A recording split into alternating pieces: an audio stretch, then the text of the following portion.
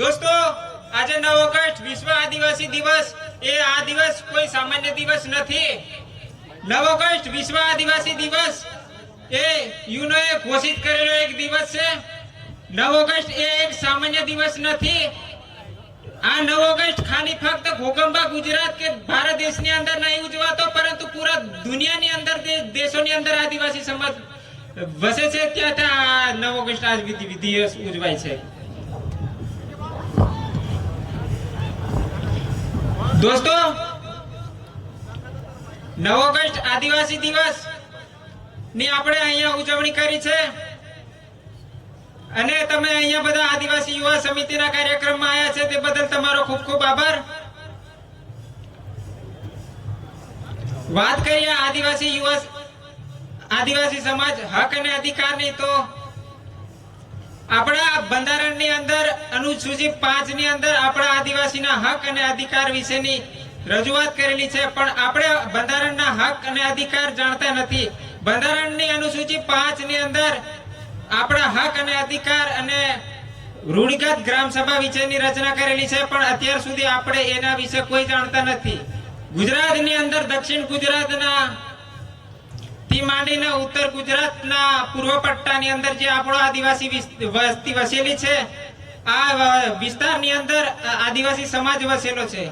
આ આપણો ગુજરાત ભારત દેશના કુલ 10 આદિવાસી अनुसूचित 5 બંધારણની અંદર આવતા રાજ્યોની અંદર આપણો ગુજરાત પણ આવે છે પણ આ વિસ્તારની અંદર આપણે अनुसूचित 5 લાગુ કરવામાં નિષ્ફળ રહ્યા છે। માટે આપણે સૌ દરેકે જાગૃત થવાની જરૂર છે। अनुसूचित 5 શું છે તેના વિશેની હું તમને થોડીક વિસ્તૃતમાં માહિતી આપું।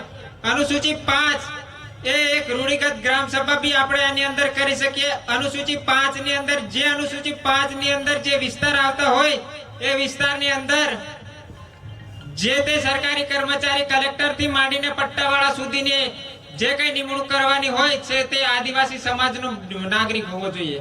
પણ अनुसूचित 5 ન લાગુ હોવાથી આપણા વિસ્તારની અંદર અનેક બીજી જ્ઞાતિના કર્મચારીઓ પણ હોય છે। રૂઢિગત ગ્રામ સભાની વાત કરું તો રૂઢિગત ગ્રામ સભા ની અંદર કોઈ સરપંચની ચૂંટણી નથી કરવાની આવતી। નોટ ઇલેક્શન ડાયરેક્ટ સિલેક્શન એટલે કે રૂઢિગત ગ્રામ સભા એ આપણા સમાજની અંદર જે કોઈ આદિવાસી સમાજના વડીલો હોય તે ભેગા બેહી અને રૂઢિગત ગ્રામ સભા એટલે કે કોઈ સરપંચ ચૂંટવામાં નથી આવતો પણ એક પહેલા પટેલ ચાલતા એ પટેલની જેમ નિમણૂક કરવાની હોય છે અને તે ડાયરેક્ટ તેઓનો એજન્ડા જે કઈ કામ હોય તે ડાયરેક્ટ રાષ્ટ્રપતિને કે રાજ્યપાલને આપવાનો હોય છે। તેના માધ્યમથી આપણો આ કામ થાય છે। 9 ઓગસ્ટ વિશ્વ આદિવાસી દિવસ એ આપણે ખાલી ફક્ત નાચવા અને કૂદવા માટે નથી ઉજવતા। 9 ઓગસ્ટ વિશ્વ આદિવાસી દિવસની અંદર જે કઈ સંબોધન કરવામાં આવે છે તે આપણા હક અને અધિકાર માટે જાણવાની જરૂર છે। જેમ આપણે વડીલોએ કહેતા હતા કે કાળી ચૌદશની રાત કે જે અધૂરા હોય અને જે કાચા હોય તે શીખવા માટે કાળી ચૌદશની રાતે જે આવે અને તે દિવસે સાધવામાં આવેલ હોય અને જે સધવાઈ જાય એ પૂરો થઈ જાય પાકો થઈ જાય એમ। તો મતલબમાં આપણે આજે 9 ઓગસ્ટ વિશ્વ આદિવાસી દિવસ એ એક સામાન્ય દિવસ નથી પણ કાળી ચૌદશની રાત જેવો આ દિવસ છે। માટે જે કઈ આપણને વક્તાઓ સંબોધનમાં કહેશે આપણા હક અને આપણા અધિકાર શું છે તેના વિશેની લડવા માટેની તાકાત આપણને બતાવશે અને તેના વિશે આપણને જાગૃત કરવામાં આવે અને એ જાગૃતતા આપણામાં લાવવાની જરૂર છે। બસ આટલું કઈ મારા વક્તવ્યને પૂરું કરું છું। જય જોહાર। ધન્યવાદ।